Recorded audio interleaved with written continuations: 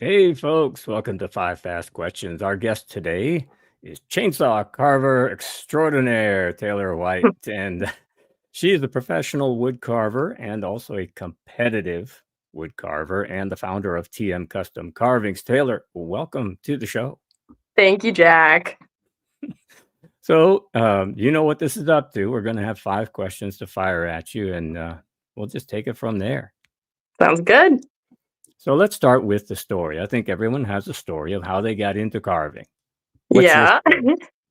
So I got into chainsaw carving. It was almost like a happy accident. That's the way I like to put it. So I was working Chainsaw as accident doesn't it's sound too literally, yeah. So in 2021, I was working as a registered nurse on a ventilator unit, and I was working through the whole good. COVID pandemic and everything. And I just found myself really like burnt out, just like Mm. completely life drained towards like the end of COVID. So I ended up parting ways with my job, and went on honestly like a 3 month long adventure. Just jumped in my SUV and traveled the whole US, and it was great. Wow. And then got back, and me and my boyfriend, we ended up buying a house 3 hours north of anything we knew up in Maine. And so I wasn't like in a rush to jump back into a nursing job because the house we bought was 200 years old and needed some TLC. So spent Wow. some time working on the house, and we got the house to a point where we were comfortable in it, and it was time to like go back to reality essentially, and look for nursing jobs. And so I'm looking, and I just like, part of me just like didn't want to go back, but like I just went to school for 4 years to get my bachelor's. Like I have to go back, right? There's no other options. You have to go back. And so my boyfriend bought me a chainsaw for my birthday because I wanted to clear some like little brush up around the house. And I ended up just like carving a little tree with it. Oh, And I posted it to Facebook Marketplace, and it sold the same day. And I was like, that's really whoa. cool. Like, I'm Huh. going to carve another one. And so I carved another one. And then that one posted like, or that one sold like a day after I posted it. And literally after that second little tree, I was like, I think I could do this. Like, I think I could make this work. And pretty much, I say like after my fifth carving is when I essentially went full time. I just said, this is what I'm doing. And That's I've what a great literally been story. carving daily since. Fantastic. Yeah. And I know that you go to competitions as well. And I was thinking about this today. I thought, well, you go and you travel to a competition, right? And you do your thing, and afterwards you have this carving. It's not going to fit in the overhead bin on the way home. It's just No. not. Yeah. So you're talking about like competitions? Yeah. So competitions are like a totally different animal. One second. My mom's calling me. So competitions, the pieces that you carve at them get auctioned there. So you don't ever Oh. have to take them home. So that's how most competitions work. There is situations where you can actually bid on your own piece. So if you don't really like the price it's going for, you can actually buy it back. But for the most part, all carvings that are at competitions get auctioned off. So which is really That nice. makes sense. That really, yeah. Now I get Yeah, it. it I was thinking, man, what's what are you gonna so do how with it these? how it typically works at competitions is like you'll have speed carves, and so you'll do an hour speed carve. Some competitions they'll be 30 minutes, some will be 45, some will be an hour, but typically an hour. So you get your log, the whistle blows, and everyone starts carving. And then right at the end of those quick carves, there's usually an auction tent, and all of those quick carves go into the auction tent and are immediately auctioned.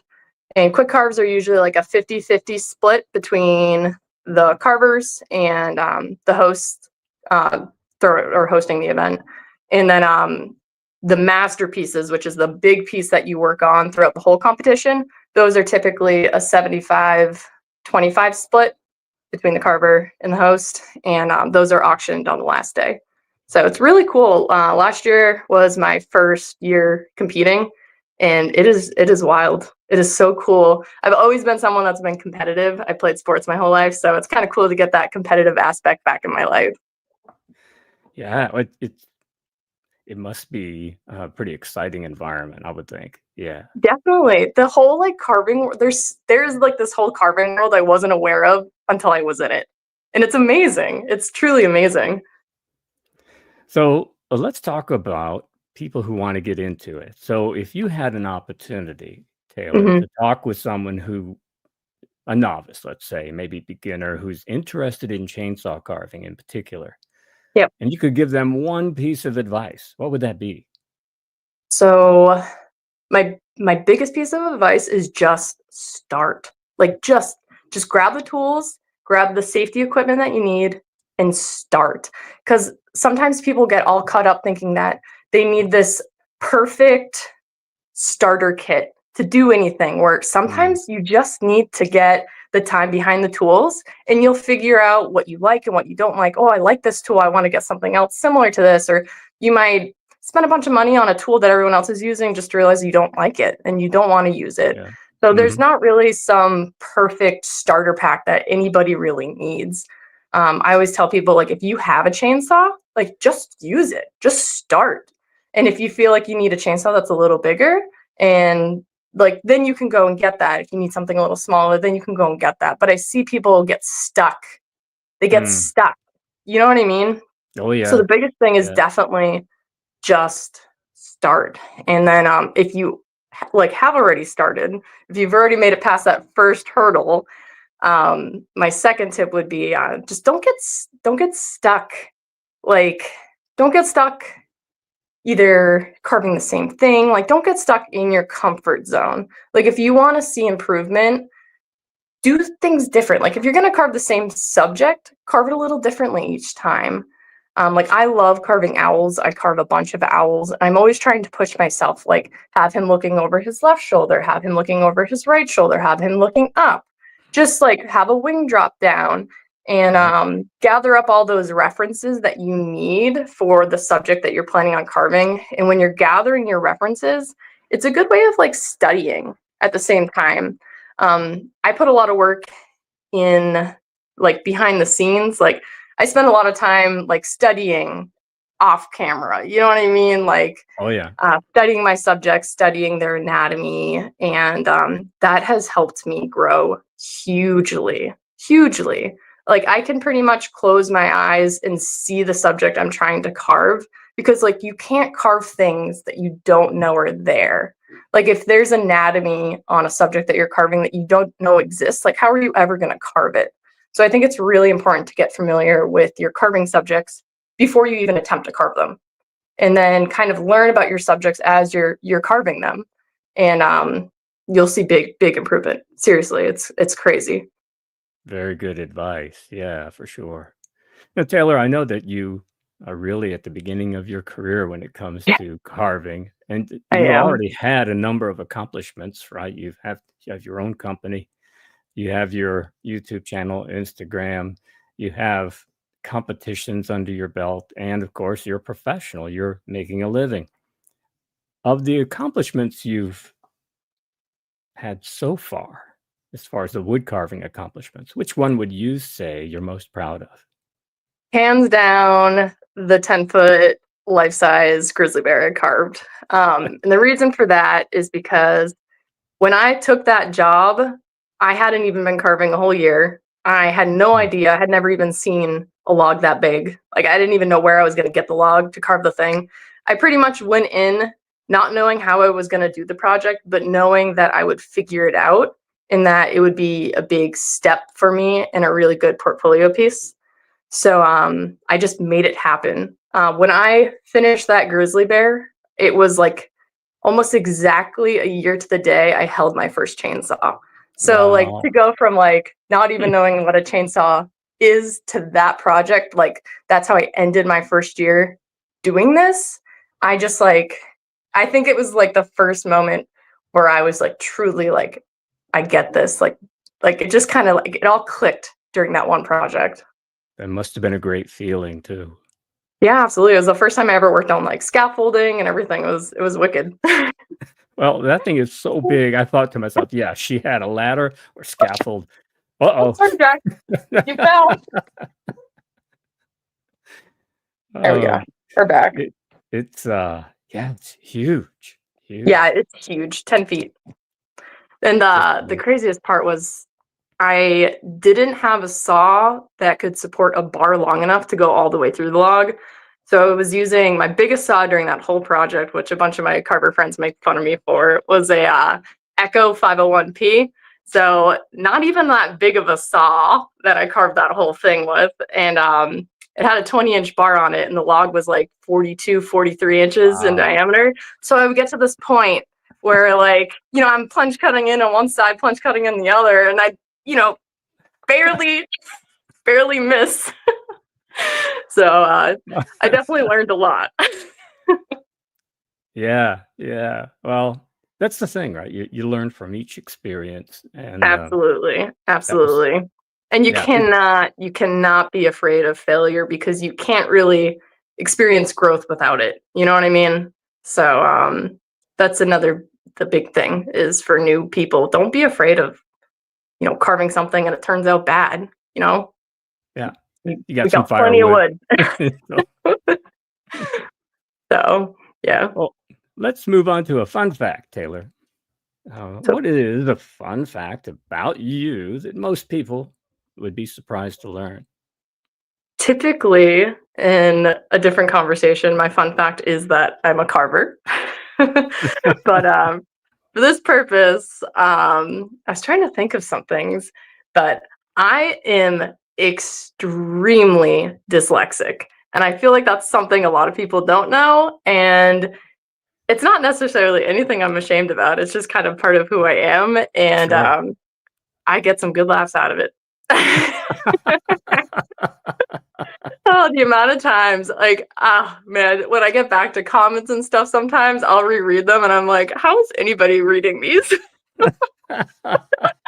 It's actually, I often close orders down on my website when my commission schedule is full, when I'm not taking any more commissions. And the reason for that is because sometimes it can take me an hour to get back to a simple email, something that typically might take someone like a minute or two. Like it can be a very daunting task for me.